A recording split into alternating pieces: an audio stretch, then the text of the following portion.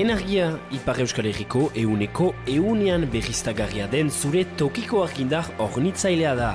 Jadanik 4.000 arpidek haien konfientza eman daukute norbanakoak tamaina guzietako enpresak elkargoak zergatik ez zu.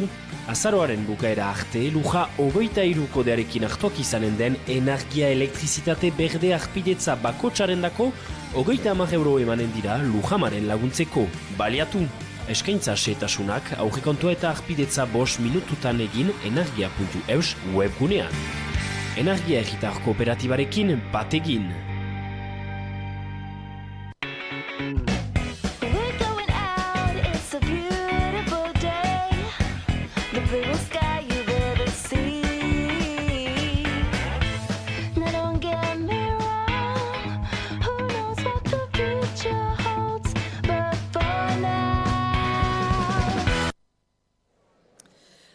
Agur eta ongi etorri Lujamarat 18. edizioa aurten, beti ere miarritzen irati azokagune juntan eta aurten Lujamak emazte laborariak argitan eman nahi izan ditu eta guk ere 11 telebistak eta kanaldudek elkarrekin osatu dugun emankizun juntan emazteak eta emazte laborariak aipatuko ditugu. Ez teala, ongi etorri udane? Ongi etorri Pantxika eta ongi etorri ikusle guztioi, alaxe da aurten emakume laborariak nekazariak izango ditugu protagonista horiei ikusgarritasuna emango diegu eta euren erronkez eta problemez arituko gara gaurko saio luze honetan. Ara, eta guretzat parada bistan dena argitan emateko zenbaki batzuk ere.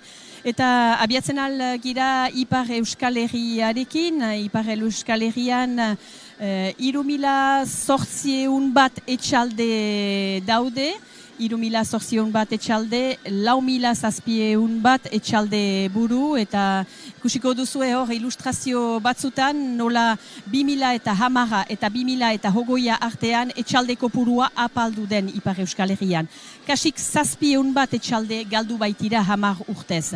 Aldiz, emazte etxalde buruak zenbat diren 2010an eta 2020an zenbakiak gutxi gora bera berdintsuak dira, heren bat bakarrik emazte buru da etxaldeetan, 1.400 bat Ipar Euskal Herrian. Eta Ego Euskal Herriari dagokionez, udane? Bai, Ego Euskal Herriko zifrak mai gainean jarriz, esan behar dugu EAEko datuekin hasita Araban, Bizkaian eta Gipuzkoan, landa eremu 198 eta 11 biztanleriaren 11 bakarri soilik bizi dela landa eremuan eta nekazaritzarekin 158 landa eremuan biziren emakumeen 158 ez du harremanik nekazaritzarekin eta nekazaritzatik bizi denak diruiturriak nekazaritzatik dituenak emakumeen kasuan 0,15 soilik dira datua benetan gutxi.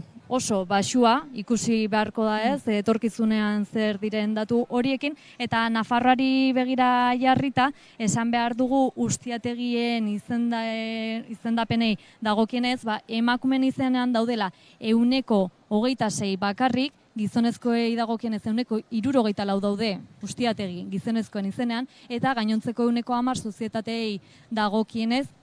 Eta kasu honetan emakume nafarrek, batez ere emakume nafarrak daude, hartzaintzan edota beste azpisektore batzuetan esaterako, hartzaintzan edota eztiari dagokion arloan. Baina, beti ere, tokiko etxalde txikietan, ez makroetxaldetan. Aipatu baituzu hartzaintza, agian badakizu hemen Lujaman girela 3 egunez, eta kanaldudek parada du ere hainbait irudi egiteko, eta uste dut momentu honetan berean emazteak ari direla ardien mozten hemengo animazio gune nagusian, eta agian gure emankizun hasiera honetan ere ikusiko ditugu emazteak, emazte laborariak, emazte hartzainak ari direla ringean ardiak mozten.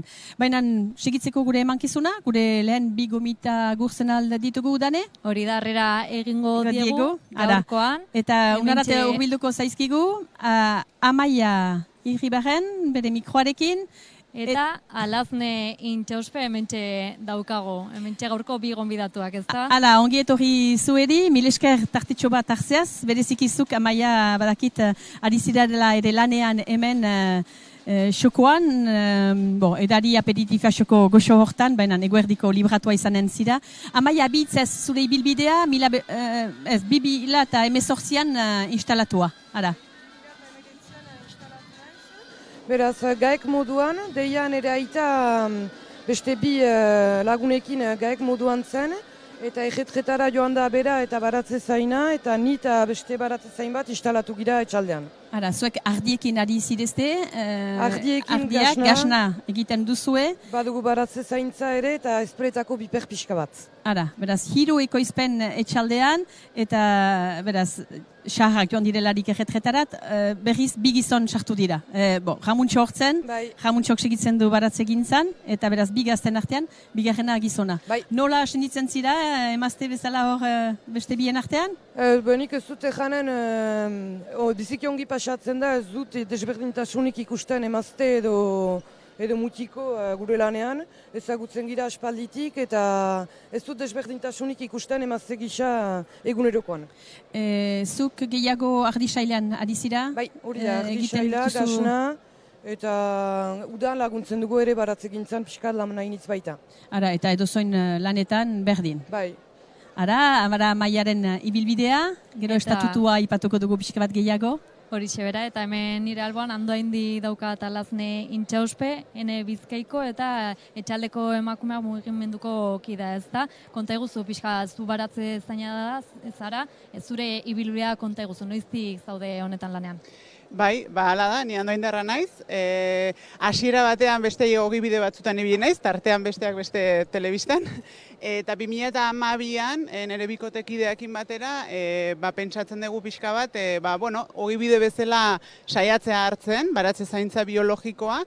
Eta hortikan 2012an hasten gea lehenengo inbernaderoa jartzen, lehenengo lurra eta jurretan, handoainen ere lur zati txiki bat badaukagu eta bertan ere lantzen dugu.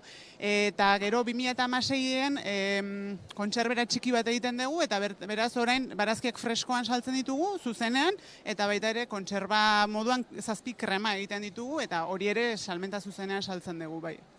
Eta hasieratik ez, emakume laborarien borroka horretan, eta ikusgarritasuna ematen hasieratik zaude, nola da egoera oraintxe bertan Hego Euskal Herriari dagokionez, edota zure kasuan Gipuzkoan eta Bizkaian? Bai, nik uste dut diskriminazio sistemiko bat ematen dela eta estrukturalki gure aurregoko, pixka bakuk eukitzazkegun datuak eta ikusiaz, gutxi gora bera sindikatuak sortu dian garaitikan eta hasten dela hor emakumearen papera errebindikatzen eta emakumeak errebindikatzen ere bai juridikoki, bai ekonomikoki eta bai sozialki ez daudela errekonozituak, ez dutela ala sentitzen, zailtasun bereziak dituztela edo ditugula, ze gaur egunean ere nik uste dut esan daitekela ditugula, eta pixka bat borroka hori eman behar dela. Gauza batzutan bai aurrera pausoak eman dira, baina nik uste dut oraindik ere diskriminazio hori esaten duten bezala estrukturala eta gizartekoa, ez da gure sektoreko gauza bat bakarrikan, gizarteko diskriminazio hori gurean ere noski ematen da, eta askotan maskulinizatutako sektore bat izan danez, horrek berekin dakarzkien gauza guztiak, naiz eta esan bezala aspalditikan borroka bat ematen ari da, hori ikustarazteko eta emakumeok ere bertan gure tokia dugula ikustarazteko eta gure tokia hartzeko. Pentsatzen dut, interesgarri dela ere Amaiari galde egitea, nolaz olako gai bat hautatu duten Lujamaren zat aurten, zenta Amaia parte hartu duzu ere zuk Lujamaren prestaketa lan horietan, joan den urtean horreit gira Euskal Mendia izan zela irizpide, eta aurten emazteak, beraz, bat egiten ote duzue oraintxe alazneka ipatu duenarekin, eta zer senditu duzue, zen beharra senditu duzue, olako gaia ekartzeko publikoaren aintzinerat. Uste dut aspalditik aipatzen gai bat zela, nahi zutela aspalditik Lujaman hori antolatu, eta egia da gero eta gehiago diskriminazioak eta ari girela pixkat plazarazten, eta laborantzan egin nuen aipatu ze toki zuen emazteak eta ibilbidea ere nola ari den garatzen, baina noino lan hainitz bada egiteko pentsatzen sustut mentalitateetan ere. Justo, bitzez erraiteko, Ipar Euskal Herrian erraiten aldugu, emazte etxalde buruak direla, edo emazte etxalde buru, hori badute estatutu hori, edo dira gaek zu bezala sozietate batean parekide agian, edo bada beste estatutu bat ere bikote kolaboratzaile aipatuko duguna ondoko gomita batekin. Baina agian... Testuinguru honetan aipatu behar dugu ez da, EAEn, Araban, Bizkaian eta Gipuzkoan badela emakume nekazarien estatutu bat, 2015an Eusko Legebiltzarrak onartu zuena, emakume laborarien lana duintzeko, ikusgarritasun emateko, eta batez ere, ordezkaritzan partaidetza izan dezaten, diru laguntza batzu daude tartean, eta horretarako, Amelia Jauregi emakume baserritarren elkarteko kidarekin, eta Eli Elgarresta bere alabarekin izan gara, orduan ikusiko dugu ez, beraiek komentatzen digutena estatutu honen inguruan ze gabezi eta behar. Goazen erreportai honen ikusterat eta komentatuko dugu itzultzean. Nik nola baserrin gelditzu nintzen, eta nire gizonak kanpon lan naiten zon, da orduan, ja behartuta neon, baserrin behar nituen informazio eta gutxi gora bera eta egin behartzien gauzak egiteko, neu ibiltzen nintzen, eta hortik hasi ginen, ene sindikato bueltan hasi ginen lehenengo, eta garai hartan dana zehon egiteko, eta emakuma batzuke hasi ginen biltzen, eta orduan sortu ziren, sindikatuare sortu berri izan, eta gestio etxeke bai, eta dana zehon egiteko, eta emakuma elkarte bat egitea ere, aliatu ginen. Eta hor puntatzen ginen, gure problemak denak berdin xamarrak ziren, eta bidea holaxe egin dugu, eta aliatu ginen, gauzak etziela bakarrik hitzein behar da zean, eta orduan estatuto baten eske hasi ginen, eta oso luzea izan zen, estatuto hori pixka bat moldatzeko, eta oin dela 15 bat urte onartu zen, guk gure aldetik ez gendun onartu, zetik ez gendun ikusten bukatuta zehonik. Bai zean dana oso ondo, jasota, papelen, baina gero guri gertatzen zitzaion berdine. Bai hau eta hau hola behar genduke eta beste hola behar genduke, baina hortik aurrea gero hor oztopoa. Ia 15 urte badie, onartu zala, hola gare, ez asko gehiago gabe. Guk ikusten gendun beharra, emakumak lehenengo titularidade bat etzeuken. Seguridade sozialik ez zuen ordaintzen, baserritzaren emakumak. Eta gaur egun, estatuto hori onartuta gero, oan dio jende asko hola jarraitzen du. Hor jarri beharko litzeke emakuma horiek kotizatzeko modue, fiskalidadea aldatu inbarko litzeke arrajatabla. Eta gero zaintza hor dago. Horik die baserriko emakume gaur dauzken movimentu bat eiteko, gauzak erabakitzen dien leku eta moitzeko, han lana egin ahal izateko. Ez bakarrik junda zehain, egin behar du erabaki gunetan egon eta gaina erabaki. Eta ez numeroa ikiak. Eta gauza horik, hori danak kontemplauta dare estatuton, baina ez da ez erreiken, ikusi besteik ez dago, zemait emakuma titular zeati dare emakumak. Gizona jubilau dalako, aldaketa hori. Baina gizona hor segitzen du, eta emakumeare bai, etxen, ez aliatu gabe. Estatutua, bai, egon badau, martxan jarri due, baina jarri due eai konbenizaien gauzakin bakarrik. Adibidez, elkartetan emakumeen berdin egon behar duela, eta ez baldin badare diru laguntzak eta kentzen die elkarte horri, eta, klaro, askotan elkarte baten, segun ze elkarte dan, oso zaile da berdintasun hori lortzea. baina behaiek nola hola daukaten jarrita, eta gero gertatzen dena da askotan, emakumeen izena jarri, papeletan jun behar dugun lekua juteko, baina gero bileratan eta erabaki behar dan tokitan gizona juten da. Eta orduan ni askotan sentitzen naiz, ni neure kasunez, baina emakume azkenen monigote bada, hor daun behar deu, baina gu nahi ditun gauzatako. Eta nik uste dut, komenigarri izango litzetekela estatutua igual berriro iriki eta beste hausnarketa bat egin, ondo daren gauzak jarri martxan, baina erdipurdi darenak edo gaizki darenak aldatzeko momentua izan daikela. Ondo forma ematea, behar dien gauzak ondo hausnartu eta ondo eikia, ez erdipurdi gauza batzuk bai, komeni dien gauzak bai eta beste gauza batzuk ez.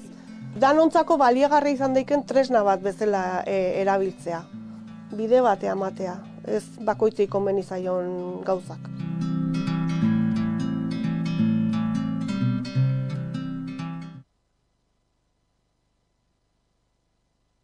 Jarraitzen dugu Lurraman, gaurko gonbidatuekin, Pantxikaz gain baditugu, Amaia Iribarren eta Alazne Intxauspe, eta oraintxe bertan ikusi dugu EAEko emakume nekazarien estatutua ez, Ameliak eta Elik aipatzen digute garrantzitsua dela estatutu bat 2015an sortu zelako eta emakume nekazarien lana duintzeko balio duelako garrantzitsua dela bera sortzea, gainera mundu zabalean ere eredugarri izan den estatutua da bai, baina oraindik hausnarketarako garaia ere badela, oraindik asko dagoela bide horretan, ez?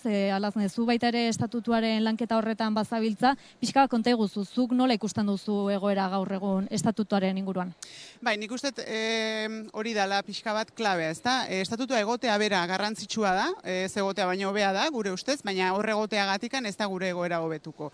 Benetan estatutu horrek ia dana jasotzen du, intentzio deklarazio oso polita da, hainbat sei atal ditu, jasotzen du titulartasun partekatuarena bat, bestea ordezkaritza erabakiguneetan, bestea eskubide sozialen beste atal badago, hor ia denetikan sartzen da, bai osasuna, bai indarkeria matxista, sexista, baja eskubideak, amatasunerako baja eskubideak, edo beste dozeinetako oporren eskubideak, denetikan sartzen da pixka bat, jarraipen batzorde bat ere badu, baina gero benetan hori ez badegu geisten esango du programa jakinetara eta ez balin badago borondaterik eta baliabiderik ez bada jartzen hori garatzeko, hor geratzen den gauza bada, edo? Hor geratzeko arriskoa daukana. Esan bezala, ordezkaritza organoetan bai garatu den gauza bada, egun, hegoaldean, nekazal munduan edo nekazal inguruan dauden erakundeetan, erabakiguneetan, 140 emakumezkoena izan behar du, horrek berekin ekar dezakeen arriskoarekin, ez da, badakigu hori diru laguntza batera lotzen badegu,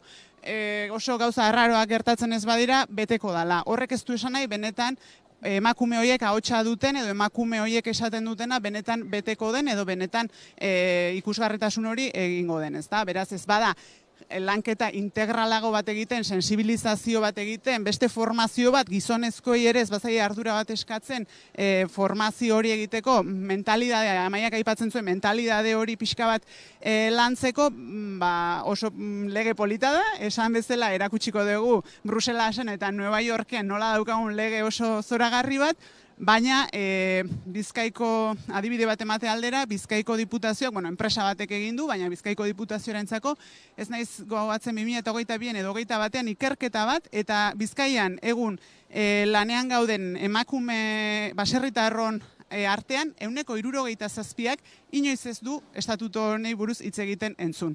Egan nahi du ere nolazpeit emaztek ere eta emazte laborariek, nekazariek beharko luketela ere hori main gainean ezagri, baina ez da aski. Jendarte guziaren indarra behar litaike zerbait eraginkorra bilakatzeko. Bai, eta administrazioaren borondate garbia.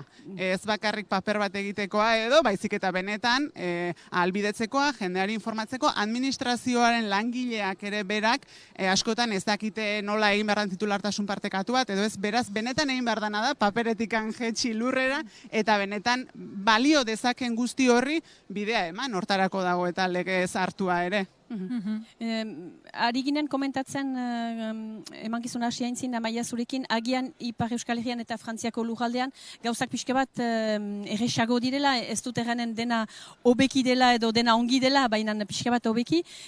Zuk adibidez gaek sozietate batean lan egiten duzu, eta erran nahi du parekidetasuna respetatuaz gain, oraintxe alaznek aipatu dituen estatutuari dagozkion ongi zaite hori guziak badirela, segurtasuna, erretreta, fiskalitatea, hori guzia.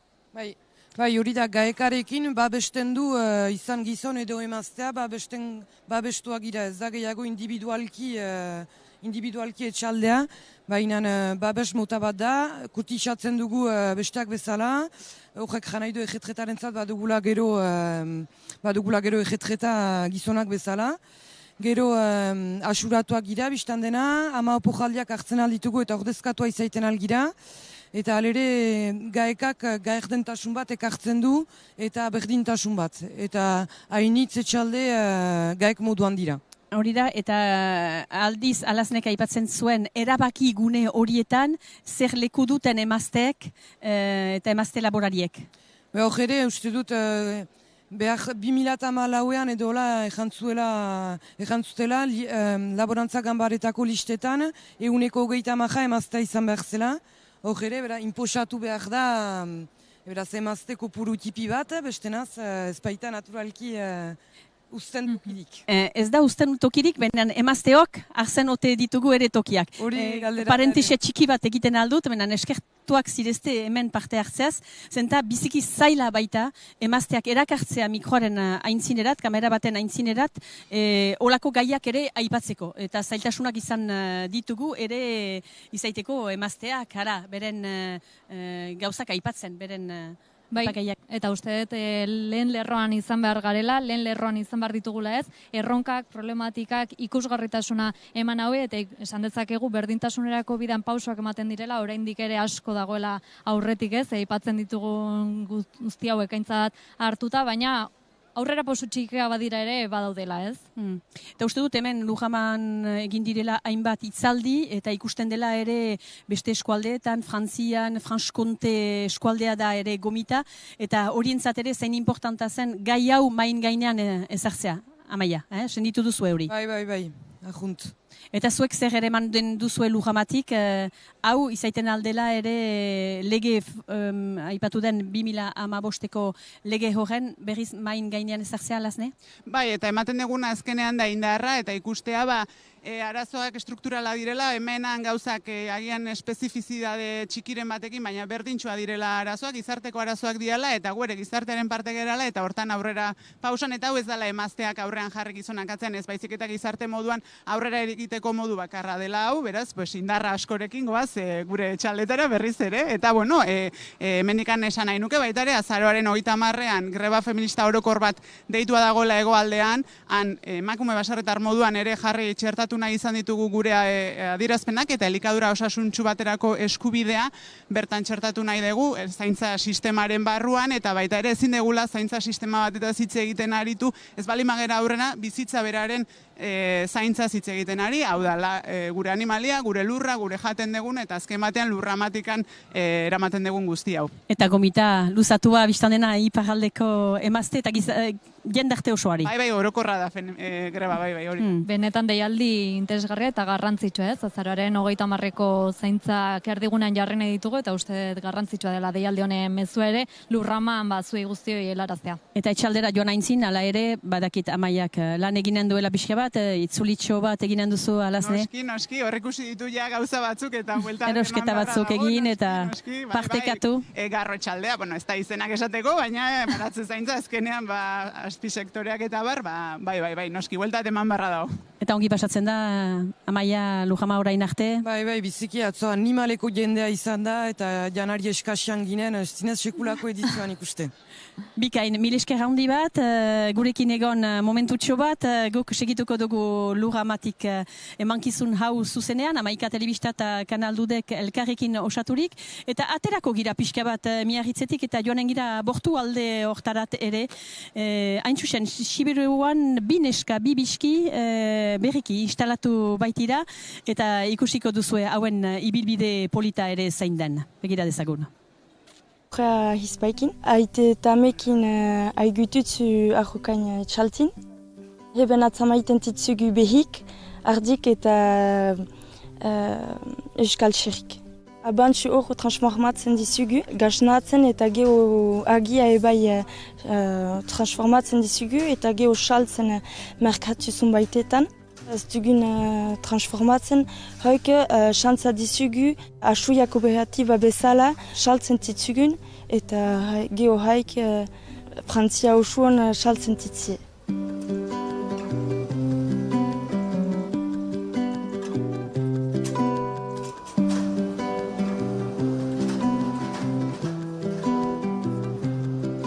Aita gazte zelaik instalatu zuzun, ordin zuzun etxalte tipi bat, hamabos bat behiekin eta ehunta berroita hamar bat ardiekin.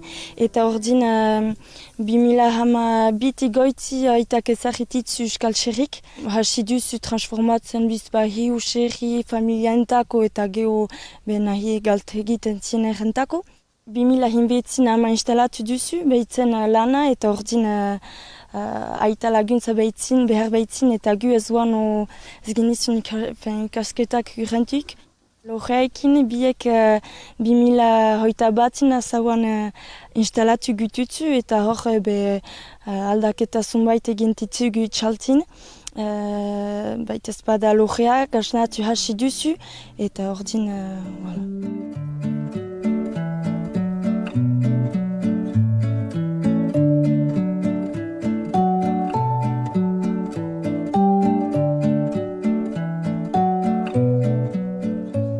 Tipidanik aitanik ilan anguntuntzun asuier egoskitzen eta hola. Aitani eta aitak jakindizie gui baitasunaen emaiten eta horretin hola naturalki betidanik ardiekin aizen usut. Batutit bugorrik eta basko beharnezak. Asuiak keiten titzugu azauan hastapenin. Geo ardik hasten gututzu jeisten abentin eta geo gaznatzen.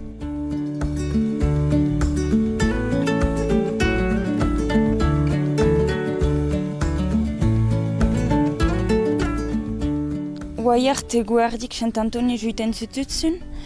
Ida osu ahani gaiten zizien. Betidanik gai ginizun mendi kambia. Mena nik dit urratxak egin. Sibioko sindikalai mail bat egorri eta galtegin dit lekia bazenez. Lehen galtua egin nizun 2020 eta hor aurten 2021 leku bat atseman dit.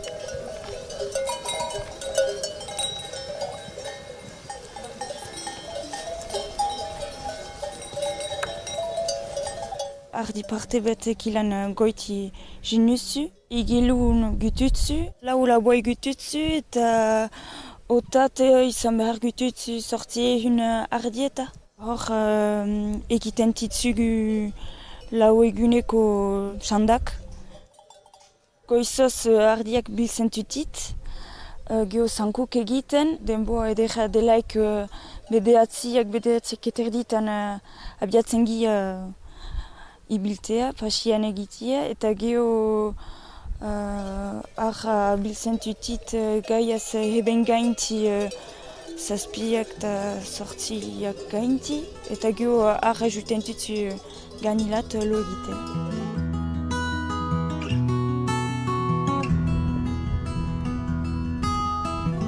Lauen hartin bakotxa bat itzugu leku bat nona egitin, loreak ardiekin, nibihi eta urdekin, geho aita mini bat otan haiduzu, eta geho ama haiduzu papeetan, eta geho lauen hartin haigututzu merkatzu zunbaitetan ungukan.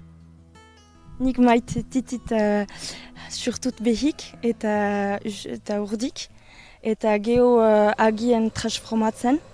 Eta merkatik ebai, jentekin mintzatzeko, jakusteko ze egiten dugun, nula lan egiten dugun, eta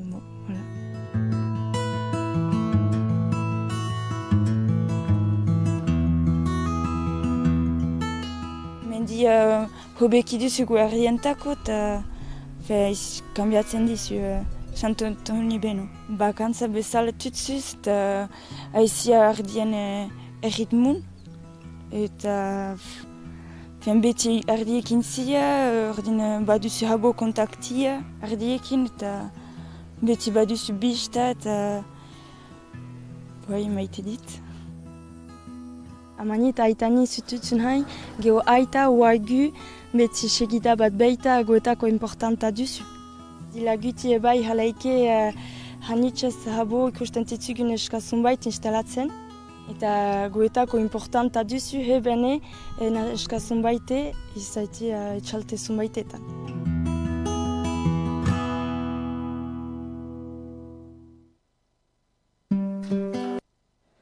Ara, hemen gira berriz Lurramaren 18. edizioa urten eta emazteak argitan. Eta bikain gure mikroen gibelean bakarrik emazteak izanen ditugu, ez teala udane. Halaxe da gaurko protagonistak, esan bezala, emakume laborariak ditugu eta horretarako beste bi gonbidatu hementxe ditugu, ez da? Nire alboan Mirian Otxotorena eta zure alboan nor dugu?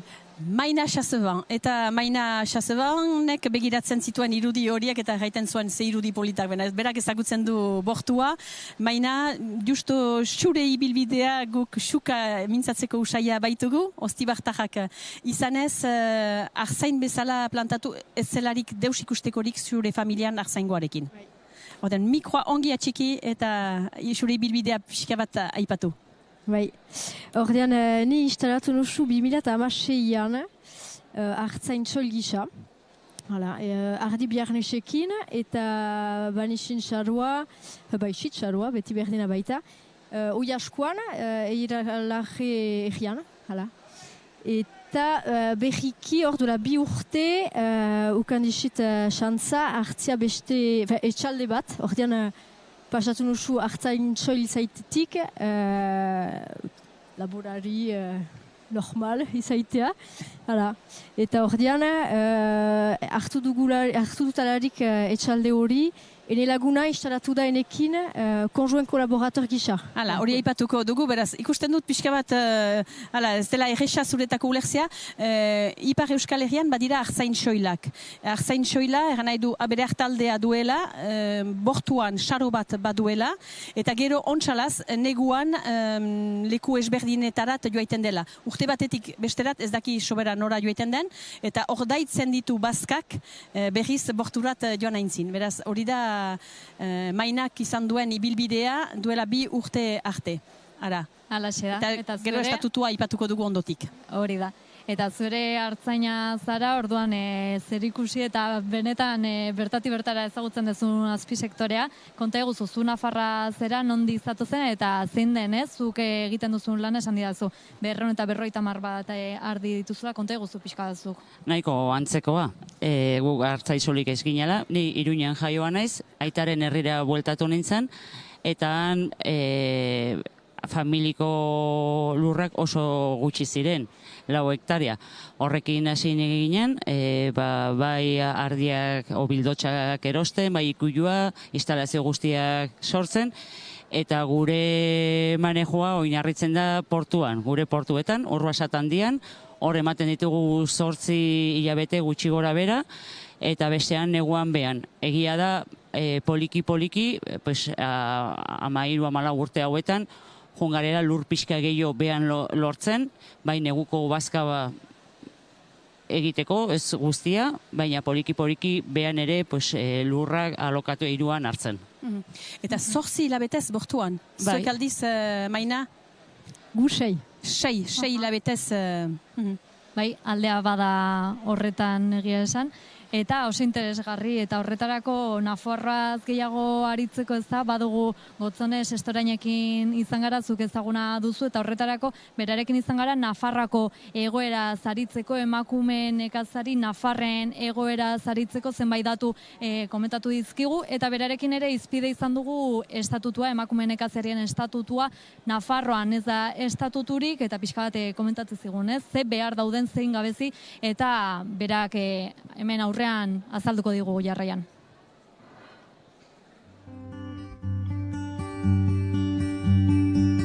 Nafarroan, hartzen baldin badugu alde batetik, emakumeen izenean dauden ustiategiak, daude 126.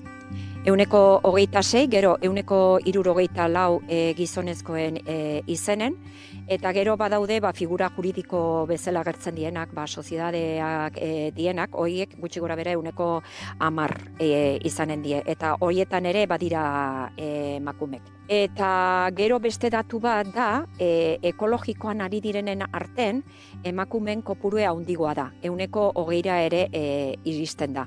Ustiategiak esan dizut, 126 badirela emakumeen izenean daudenak, klaro. Diru laguntzak eta kobratzerako ordun, erreztasun gehiago ematen dira, ezta, saritu egiten den zerbaita. Eta ordun horrek esplikatzen do, kopuru hori 126koa izatea. Eta gero beste bigarren datua, ekologikoan emakumeen kopuru handiagoa izateak, kontun hartu behar da ekologikoan, orain dela gutxi arte, eskala txikiko nekazaritza izan dela. Hortan babestu da nekazari txikia hemen Nafarroako toki askotan. Eta emakumea batez ere, eta bereziki lanean ari da eskala txikiko eredu horretan. Ja eskala hunditara joaten baldin baga, hemen Nafarroan beste lurraldekin konparatuta agroindustria ikaragarri potentea daku, gehiengoa da, hor ja emakumea desagertu iten da. Zu joaten baldin bazara, edozein esate baterako behi ustiapenean, ez? Esnetako behietan, izugarrizko monstruak dauzku hemen gure lurralden, hor emakumerik ez dago. Edo txerri azkuntzan esate baterako, txerri azkuntza industriala dugu ia bakarrik hemen, osea, estensiboan eta hola aire librean azten dituzten eskala txikiko nekazari, oso gutxi daude. Eta hor, esango nizuke 100% gizonezkoa izanen dela. Edo zerealaren mundura joaten baldin bagara, gauza bera, zerealaren mundua, dira lur hektarea pila bat, traktorea handia, kriston pabelloiak, eta hor ere gizonezkoa. Eta emakumezkoa non aurkituko dugu? Artzantzan, esate baterako, emakumezkoak garrantzia handie euk izan du eta askotan gaztagintzarekin lotuta ere, ez? Orduan da sektore bat, nun emakumearen presentzia importantea dena, artzantza. Eskala txikiko, baserri tradizionala, hemen gure Leitza bezalako herritan, eta hemen mendialden ditugun baserri horietan ere emakumearen presentzia oso importantea da. Barazki gintza arloan ere, erle zaintzan, badira horrelako hainbat azpisektoren olabait ere, hori, emakumearen presentzia importantea dena. Baina beti eskala txikikin lotuta.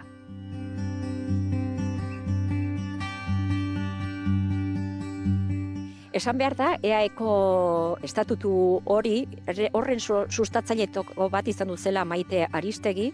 Maite Aristegi izan da gainera Etxalde mugimenduaren sortzailetariko bat, eta gero baita ondoren sortu zen Etxaldeko emakumeak taldea, eta estatutu hori existitzen baldin bada neurri handi batetan da bera izan duzelako horren bultzatzailetariko bat, ez? Hemen Nafarroan ez daukagu bestearik beste inork ez duelako hori bultzatu eta hori sustatu. Ez? Hemen ez daukagu Etxaldeko emakumeak taldea, eta emakumeak ez gaude antolatuta. Emakumeak parte hartzen dugu,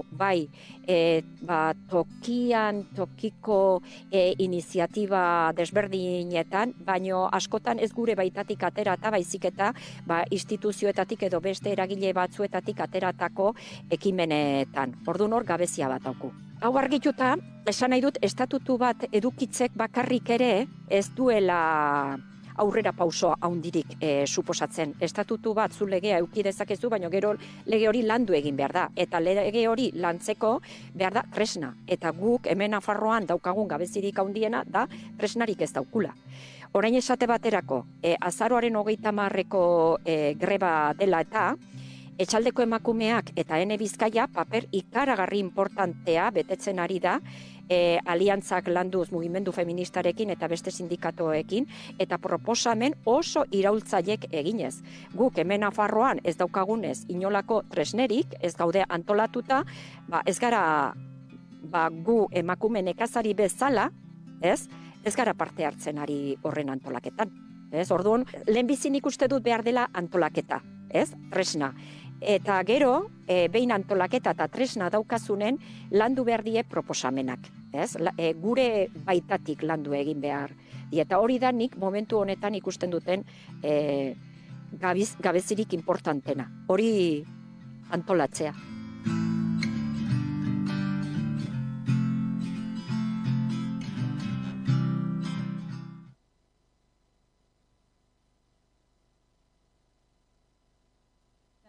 Itzuzen gira onarat, miarritzerat Lurramaren 18. edizio hau. Ari baita, bete-betean musikariak eta animazioak gure gibelean, igande guerdia eta hainbat mintzaldi eta animazio ere eginak izan dira, eta segitzen dute ere emazteak eta bereziki laborari emazteak argitan emaiteko. Eta pixka bat mainarekin, egia erran argituak gelditu gira Nafarroko kontu horiek entzutearekin udane. Bai, alaxe da ez, azpimarratzen ari ginen emakume nekazarien lana duintzeko estatutuak, inegoera dauden Euskal Herri osoan, azpimarratzen eta Gotzone Sestoreinek esatu zigun, Nafarroan ez dela estatuturik, zuk ere komentatuko diguzu Mirian, falta ikusten duela emakume laborarien artean antolatzea, tresna behar dela estatutua eratzeko, baina horretarako lehenengo eta behin antolatu egin bartzaretela, zuk nola ikusten duzu, azken urte hauetan nola izan da egoera? Nire ustez, Nafarroan emakumeen antolaketa atzera egin dugu, ez? Orain dela 15-20 urte, pixkat bai gure sindikatutan edo beste eragietan, hasi eginean emakume laborariak biltzen, olako rebindikazioak egiten, elkartzen ere bai gure beharrak zeintzu diren landaremuko emakumeak izan da, etxeko zaintzak, gure lanak, guzti hori nola kudeatzeko ze beharrak genitun, eta elkar ere partekatu beharrezkoak ziren, eta, azkenean talde hori poliki-poliki gutxigo elkartu izan gera, pixkat ere zailtasun gehiago jarri da emakumeak elkarrekin egoteko nekazaritzako erakunde hauetan, eta orduan nahiko bakarrik gaude eta falta zaigu toki bat non elkartzea emakumea eta gure rebindikazioak edo gure kezkak gure partekatzeko eta baita ere administrazioari eskaerak egiteko, olakoa bai estatutona edo beste gauzak ere bai. Gainera testu inguru horretan azpimarratu dugu Gotzone Sestoreinek berak ere aipatzen zegoen, Nafarroan makroetxaldeak hazten ari direla, hor bada arazo batez, etxalde txikiagoei kalte egiten die, eta emakumeak ekologikoan ari dira asko, baina hartzaintzan ere esaten zigon, zuek bezalaxe, emakumearen presentzia handiena, hartzaintzan ere badagoela, ez da? Eta papergetan, paper egiten. Hori da. Hori ere, administrazio lanak gehienetan, etxaldetan ere, emazte lanak gelditzen dira, ez? Teala? Bai, emazteak azkenean karga handia daukagu etxaldetan, eta hori da ikusten ez dana, ez? Esan nahi zut, alde batetik, bai, etxearen kudeaketa, nahiz eta berdintasuna aipatu gure bikotekideekin edo semerekiko, berdintasun hori behintzat nirean eta hurbiletik ezagutzen ditudan etxealdetan ez da ematen. Burokrazia edo papeleo guzti hori ere ez da kontutan hartzen, baserriaren lan bat bezala, eta karga hori normalean ere emakumen gainean hartzen ditugu, ez? Hartzen ditugu ardurarengatik edo semen hazkuntza bezala edo elikadura edo maila jartzea edo gauzak kudeatzearena. Bai, egia da, emakumeak ikusten direla gehiago Nafarroan, eraldatzeko, hori nekaziarintza iraunkorra eta eraldatzen dituzten txalde txikietan eta hola, baina horiek ere gero eta gutxiagoa gera. Orduan ere emakumeak baserrian betidanik egon dira eta izan dira, baina gero eta gutxiago ikusten dira lan horietan, ez? Eta etxalde handiak izateakin, gutxigo ikusiko gera bai elkarrekin eta bai kaleetan. Egan behar da, eta jadanik mankizununen lehen partean aipatu dugu, nola gure eskualdean ala ere Ipar Euskal Herrian eta Frantziari lotua den legedia horren barne, ala ere estatutu ezberdinak badirela. Ni gogoratzen naiz nire burasoak biak etxaldean ari zirela lanean, eta nire amak ez zuela estatuturik, eta erretretarat etorri zelarik, €400 unkitzen zituela, eta neorketzuen ezagutzen, administratiboki itzen ezaguna. Aldiz, 1989 geroztik, etxalde kolaboratzaile estatutua sortu da, eta hori edatu da 2006an, bikote izan esposatuak edo ez, elkarrekin bizi izan ondoren, estatutu hori baliagarri da. Eta zuen kasua da. Eta egia da, bikote kolaboratzaile estatutu hori gehienek emazteak dutela, eta zuen kasuan maina, susira etxalde buru. Artzaintza etxalde buru. Hori da? Bai, hori da. Ara, beraz, xu etxalde buru, eta xurekin ari den laguna, bikote kolaboratzaile. Hori da, bai. Beraz, nahi du horrek baduela estatutu bat, eta nola eginda hori zuen artean, onartua da izan da erreski, azkenian nola pasatu da? Gauza da, nintzen lehena instalatua, bera etorri delarik, hasi da laguntzen, eta orduan askifite, pentsatu ginuen, berzuela estatutu bat ukan, gero aurra ukan dugularik ono gehiago, zenta hor nik banuen ere ama inbeharra ere betetzeko, eta gero ongi, gure inguruan eta gure artean ongi, nahiz eta batzutan baditugun ez da baidak horri buruz, nola etxalde buru, ama, gehi, berduzu denak udeatu, eta besteak ze leku hartzen duen, ze leku usten dakozun.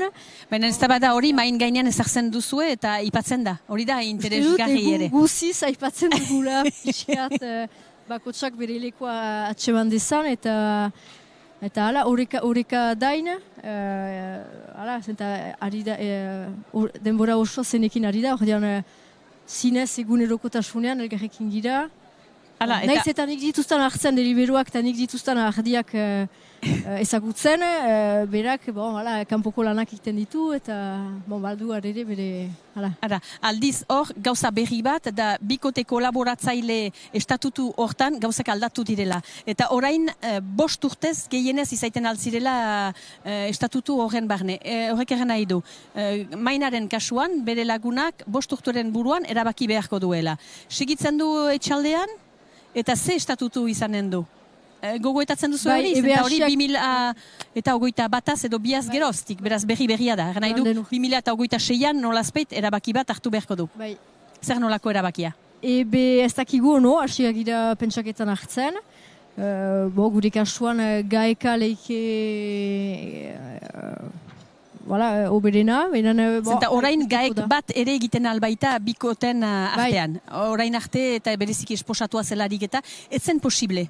Eta orai 2010 geroz hori ere aldatu da. Beraz, agian hori litaike zuentzat? Ez dakit, ez dugu ezkira biziki urrun izan pentsaketan ere ez, baina kusiko. Azteko hori badugu atera bide bezala. Horrek zez gogoeta sortzen du zure baitan? Nire baitan sortzen zait, bai bikoteakin, baina ez hainbeste, zen nire titularra naiz, bera lagundu egin dit eta laguntzen dit, baina kanpoan zebilen lanean, baina gogoeta hori sortzen zait gehiago semearekiko. Semea orain 20 urte ditu, esaten dit etxean geratu nahi dala, eta esaten dio baina etxea zer da? Zer da etxean geratzea? Zer lanak egin behar ditugu? Baina guztiei gertatzen zaiguna, ni hartzaina zergatik egin nintzen ardiak eta mendia gustatzen zitzaidalako, beraz zergatik nahi du izan. mendia gustatzen zaielako. Baina beste lan hori aipatu ditugulan etxean egotearenak, bai papeleonak, bai salmenta zuzena egitearena. Eta egun guztitako garbiketak eta jateko hori berez ez du maite. Eta orduan daukagu pixkat, eta oso ondo iruditzen zait, froga hori urte batzuetako bai bikoteakin edo bai semeekin nola egiten dugu hori etxean geratzearena, ez? Eta ja hortikan aurrea erabakitzea geratzen zaren edo ez, eta nola banatzen ditugun lanak edo nola konpartitzen ditugu lan guztiak. Gero bizik interesgarri kausitu dutana da Mainaren kasuan da aipatzen dituztela. Naiz ez ados izan beti ere, aipatuak direla. Hainbat etxaldetan emazteak lan egiten du, ez du estatuturik, eta sozialki sofritzen du. Eta olako kasuak ere badira gure inguruan. Beraz, gaiaren gizarteratzeak balio du. Uste dut, Nik uste dut gai guztiak gizarteratu behar dira, eztabaidatu behar dira, kontzientzia hartu behar dugu, eta jun lantzen, neurri desberdinak hori guztiendako erosoak, edo denak erosoak sentitzeko, ez? Eta lan hontan pozik egotea lan guztiak egiten, ez? Eta harremanak hobetzeko gure artean bai, bestela sortzen dira, beti gertatzen zaigu, besteek egindako lana ez ditugula baloratzen, eta nik uste denak garrantzitsua direla, eta ezagutu egin behar direla, eta partekatu egin behar direla. Eta zuk zideni honetik, bi kontu azpimarratzeko alde batetik, belaunaldi aldaketa horretan ez, premia badela, zure semeak badu aukera ere, eta naia ere, baina, esaten zenuena, laborari izateak badula bere gain, beste hainbat lan karga edota lan, askotan azpian edota itzalan gelditzen direnak ez, mendiena, iazko lurramaren gai nagusia zen mendien zaintza, eta justu horren kargu ere laborariak badira, eta oso garrantzitsua da horretan lana, eta belaunaldi aldaketa horretan ere jarraipen bat izatea, ez da, Euskal Herri oso zabalean.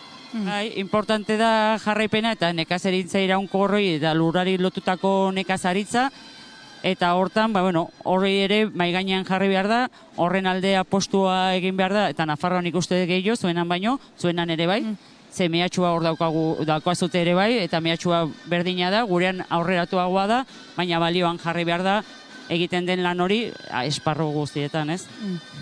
Hala ere ikusten dugu mendian eta gure eskualdean gauzak aldatu direla azken urte hauetan emazteak gero eta gehiago kanpotik heldu diren emazte batzuk ere, neska gazte batzuk hartzaingoa maite dutelakoan, zuk aipatu duzun bezala, hasten dira bortuan lan egiten, uda bortuan pasatu ondoren nahi dute Euskal Herrian gelditu eta hainbat kasutan gero instalatzen dira eta horrek ere balio du. Maina, nola senditzen duzu, hori? Bai, badira gerozta gehiago egia da, eta bikain, bizikuntza da, bai. Baina ez da beti errex ere, eta beraz... Ez da beti errex, ez. Ez da errex, eta aipatu behar dela, errex ez dena ere. Gero, iduritzen zait baditugula dibide aski edera gure inguruan, eta orduan mentalitatean aldarazteko ere, adibide horiak ikusten dituzulaik, maiten du emeia sinestea, posible dela, eta hala. Hasteko estatutu baten ukaiteak ere gehiago laguntzen du ere laborantzan plantatzeko. Aipatzen ginuena, Nafarroan ez balimada estatutu horik, nola nahi duzue ere gazte batzu edo gazte batzu edo zain planta diten eta laborantzak segida bat izan dezan. Kezka hori beste gai bat litzateke, baina utziko dugu beste aldi batentzat, bakarrik erraiteko eskerzeko, zuek biak, eta ulertu dut biek gazna egiten duzuela, zuk gainean eta beherean, eta zuzenki saltzen ere, eta zuek... Ere gazta egiten dugu behan, baina azkeneko bilabetea bai maiatza bukara eta ekaineko edo uztailan hasierakoa goian jaisten dugu, eta berara ematen dugu esnea. Eta gazta aparte beste produktu batzuk ere hasi gera egiten. Bikain, oso interesgarria. Milesker zuen bien lekukotasuna unarat ekartzeagatik, egon gurekin minutu bat. Alaxe da, oraintxe bertan pausoa aurrera eramango baitugu, eta horretarako Leire Milikuarekin izan gara, saiakera liburu bat argitaratu zuen iaz, kasu honetan emakume nekazarien egoera eta parte hartzea aztertu du, eta horretarako 53 emakume laborarirekin izan da, euren testigantzak hartu eta Lur gainean itzalazpian liburua argitaratu du eta ondoren jasoko ditugu bere liburuan jasotako xehetasunak. Bat ere, baina Lur gainean horretan nik bilatzen dudana da leiho bat eraikitzea, ez? Eta leiho horretan irakurlea oso toki zehatz baten jartzea. Eta horretarako bildu ditut, aipu referentzia eta baita datu desente, niri agian begirada aldatzeko deigarri suertatu zaizkidanak, eta niretzat arreta ditzen duen datu bat izaten da eunekoena, azalera biztanleriaren arteko harremana. Adibidez, EAen nola azaleraren 88% landa eremua kontsideratzen den, baina bertan bizien biztanleria osoaren 11% eta alderantziz nola gainerako 12% horrek jasotzen duen biztanleriaren ia 80%. Orduan, bi datu horiek gain jartzen baditugu, azkenean argazki oso esanguratsu bat da, ez? Guk gehienok nondik begiratzen dugun landa eremua eta gero horri erantzuten diete baita politikek, zerbitzuek eta horratzetik datorrena.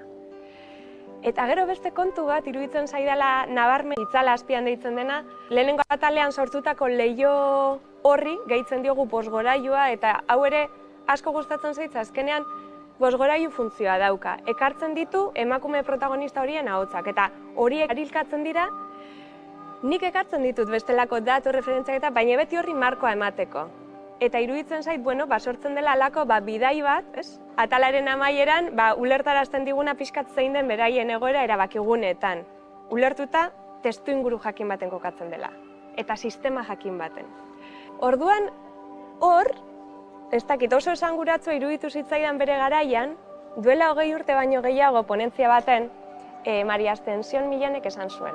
Badirela bere ustez, 3 arrazoi nagusi, zergaitik emakumeak erabakigune horietan ez ziren egoten. Sektorea maskulinizatu bezala irudikatzen da, zergaitik, ez? Eta orduan, berak ematen zituen 3 arrazoi. Eta lehenengokoa zen, bai jendartean eta bai emakumeak beraien burua profesionaltzat ikusten ez zutela. Gero, bigarrena da, lanpilaketa itzela, bai etxeko lanak, zaintza lanak, landa eremuak baditu egitura asko ezaugarri batzuk, ezin da konparatu herrigune batekin dauden zerbitzuak adibidez, eta gauza guzti horiek ere, azkenean denbora kentzen dute, energia kentzen dute, parte hartzeako denbora eta energia behar dira. Eta 3. berak aipatzen du, neurri txikiagoan bada ere, erakunden beraien hermetismoa aipatzen du berak, ez? Liburua oinarritzen da ikerketa sakonago baten da bertan 43 emakumeren testigantza jasotzen ditut. Eta banaka elkarrizketatutako emakumeek gehienak bat datoz hori sektorea irudikatu dela eremu maskulinizatu bat bezala, gizonak izan direla ordezkaritzara, feriara eta tratura joan direnak, eta emakumeak gelditu dira, atzean, etxean, ero itzalean, ez? Eta gehituko nioke feriara eta tratura gizonezkoak, baina adibidez hemen jasotzen zen azokara emakumezkoak, ez? Hor, badaude hainbat hierarkia. Eta orduan, kontu horretara bueltatuz, elkarteak ez dira betidanik sortu, ez? Eta sortzen diren momentu honetan, ordezkaritza eremuak okupatzen dituzten horiek sortzen dituzte. Beraien neurrira, logiko. Eta orduan zer gertatzen da? Oraindik ere neurri hori oso vigente dagoela. Eta orduan, hortik eta kanporako guztia, adibidez, izan emakumea, izan gaztea, izan bestelako ertz guzti horiek, ez daukate traje horretan kabidarik. Badaude gauzak aldatzen, baina gelitzen da. Landa eremuko emakumeen, nekazari emakumeen, beraien parte hartzearen, beraien ongizate, biziraute, ezin da mugatu beraien gana bakarrik. Ezin da izan beraiek badituzten lanzama askotarikoak ardura bat eta bestea, eta gainera egon behar izatea, ez dakit, borrokatzen presio duinen gaitik, administrazioekin ez dakit zer gaitik, hor azkenean behar dute guztien babesa. Eta nik esaten dut, ez dugula zertan denok izan nekazari, baina bai izan gaitezke eta izan behar dugu nekazari babesle.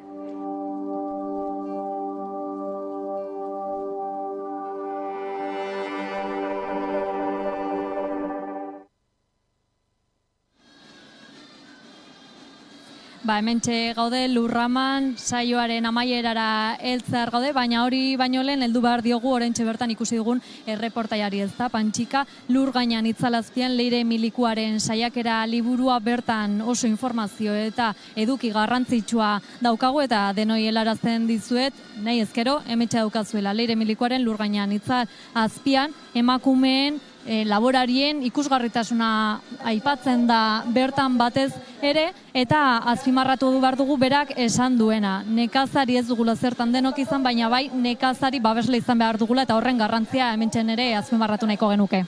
Bai, eta uste dut hori izaiten aldela gure emankizun guziaren borobiltzeko eta laburtzeko lema. Nekazaritzaren babesle denak izan behar dugula, eta hain zuzen hemen hainitz kontu entzun ditugu eta adierazgarriak ere bai, eta luzatzen alko ginen adibidez mainarekin aipatu dugularik bikote kolaboratzaile estatutu hori buruz ere izan direla aldaketak eta 5 urteren buruan, zeindako aldaketa horiek? Eta zer bilakatzen dira, estatutu horrekin direnak, eta adibidez, gaek sotzizdate bat ez dutenak egiten ahalko. Gana edu, etxalde txikiak, edo zoin lan egiten dutenak etxaldean, eta badirela hainbat puntu oraindik barnatzen ahalko ginituzkenak hemen. Hausnarketarako baduen gai potoloa ditugula esku hartan, ez da? Bai, eta nik nahiko nuke ere atxiki Leirek erraiten zuena ere, ongi izaitea, emazte laborarien ongi izaitea ere lehen etxi behar dela jendarte honetan. Bai, alaxe da. Honekin utzi beharko dugu aurtengo saio berezia, ez da, Pantxika amaierara heldu gara, benetan garrantzitsua aurtengo leloa emakume laborariak, euren erronkak, euren problematikak, estatutuak, denetik jaso dugu aurtengo saioan, eta uste dut garrantzitsua izan dela aurten ere kanaldurekin batera Hamaika Telebista ere hemen izatea. Mil esker handi bat gurekin egon zirezten guzieri, mil esker kameren gibelean ditugun laguntzaileri, teknikan eta bar, eta gomendatzen dizuegu berriz ere nekezarien babesle edo laborarien laguntzaile izaitea eta emazteak argitan emaiten segitzea. Uste dut emankizun hau bukatzen dugula udane hemen hartuak izan diren argazki batzuekin. Bestaldi bat arte.